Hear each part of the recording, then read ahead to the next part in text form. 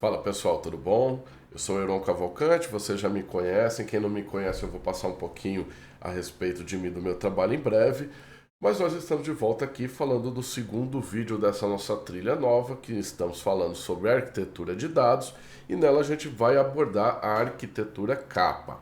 Vou fazer alguns comparativos com a arquitetura Lambda, que nós falamos na última. Vou falar sobre a arquitetura Lambda, do qual eu falei no último vídeo, e fazer um comparativo com esse tipo de arquitetura, para que fique bem claro para você a diferença entre cada uma delas. Como eu falei, elas são uma base da arquitetura de dados. A gente vai utilizar outros vários modelos, vários recursos que a Microsoft recomenda, mas como eu já falei, você pode usar com Microsoft se você for mais familiarizado, mas se você trabalhar com a AWS, se você trabalhar com o Google, existem ferramentas equivalentes em cada uma delas, e para todas as outras, o Databricks hoje é uma ferramenta que também ajuda muito na estruturação de dados e você pode substituir algumas por elas. Aqui eu estou usando o padrão Microsoft, então você fica à vontade aí, também vai servir para você ter como aprendizado. E a arquitetura capa, ela é uma base ali, vamos dizer, um alicerce. Eu até considero ela uma arquitetura orientada a eventos e a gente vai falar um pouquinho dela a seguir. Sobre a introdução, né, a mesma como a gente está seguindo essa trilha, a gente está dando importância a explorar as principais arquiteturas de dados, como de machine learning, IoT, governança, e como o profissional, o arquiteto que é o líder ali de estruturar isso como novos negócios para dentro de uma empresa, ter essa visão que ele vai transmitir. É muito importante saber que o arquiteto ele não deve conhecer apenas tecnicamente, mas é importante ele conseguir traduzir informações de negócio em informação técnica. Pessoal, um pouquinho sobre mim. Algumas das certificações que eu já tirei, as mais atuais é a DP900, a Z900, a I900, DP203. Estamos aí nos preparando para outras certificações também, Microsoft. Eu tenho mais de 18 anos de experiência, tenho 2 MBAs nos últimos 6 anos, dedicado puramente a dados e arquitetura de dados e arquitetura corporativa. Venho trabalhando com dados há muito mais tempo, eu já trabalhei com BI, com Buzz, então assim, eu já fiz um trabalho bem bacana em algumas empresas das quais eu já passei.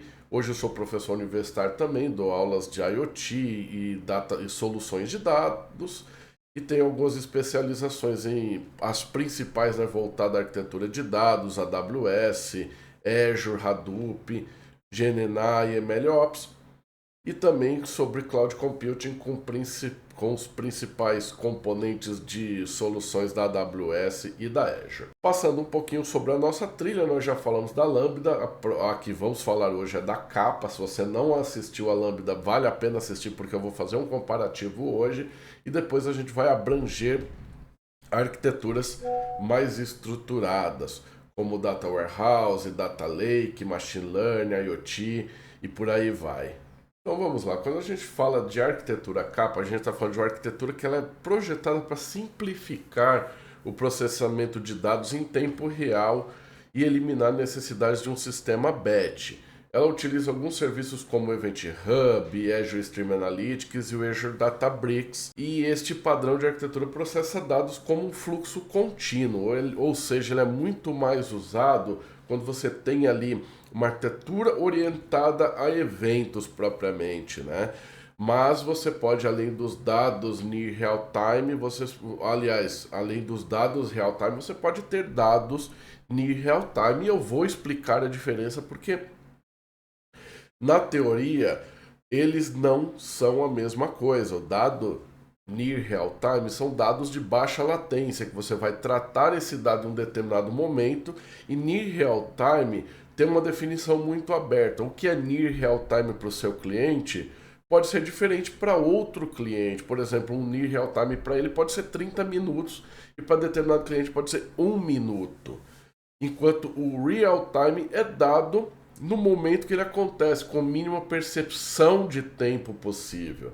E nos casos de uso, a gente tem um processamento contínuo de dados de sensores, que são muito usados na indústria, no IoT, análise de eventos em tempo real, ou processamento de log em tempo real, que são aqueles padrões de arquitetura de observabilidade, né?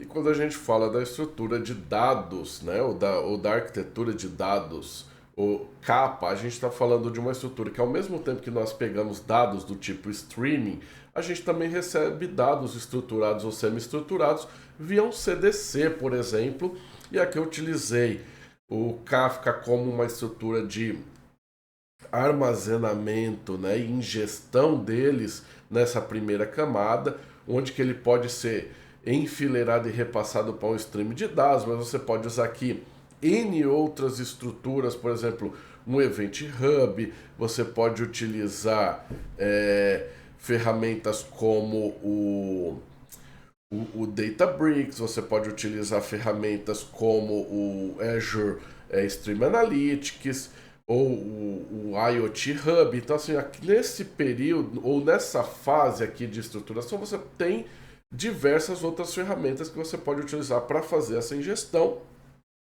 E depois essa camada de processamento e serviço aqui, ela vai estar mais integrada, onde você pode persistir esse dado no Data Lake Storage, você pode processar esse dado no Cosmos DB, trabalhar ele com Databricks, por exemplo, com ADF, a estrutura que melhor atender o seu negócio, e posteriormente você disponibilizar na camada de visualização esses dados para leitura, né? Aqui de uma forma mais estruturada a gente mostra que nós temos uma camada de velocidade com real time, views real time, e ao mesmo tempo esses master data, onde que nós temos aí o armazenamento aí desses dados por longos períodos, e todos eles passando aí por uma visão de análise do cliente.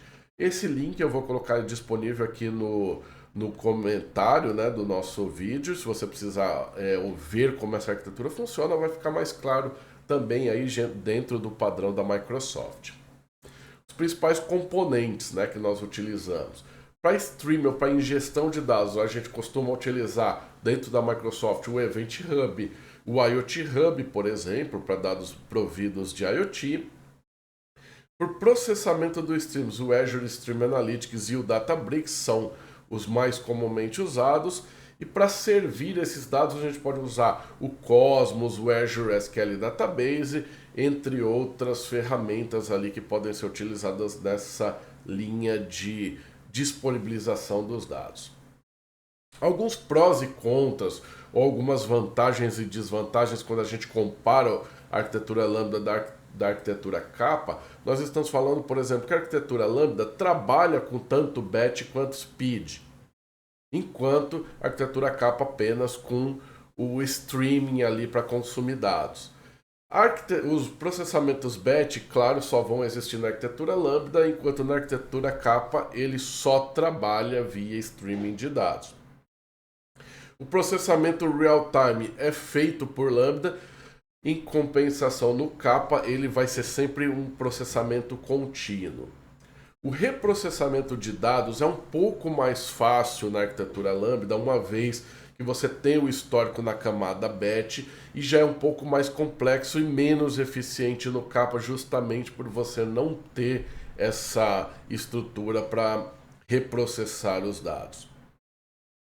A complexidade, claro que a arquitetura Lambda é um pouco mais complexa, porque você tem duas camadas para dar manutenção, uma camada batch e uma camada de velocidade, enquanto no Kappa ela é mais simples, porque você tem apenas uma camada para processar os dados.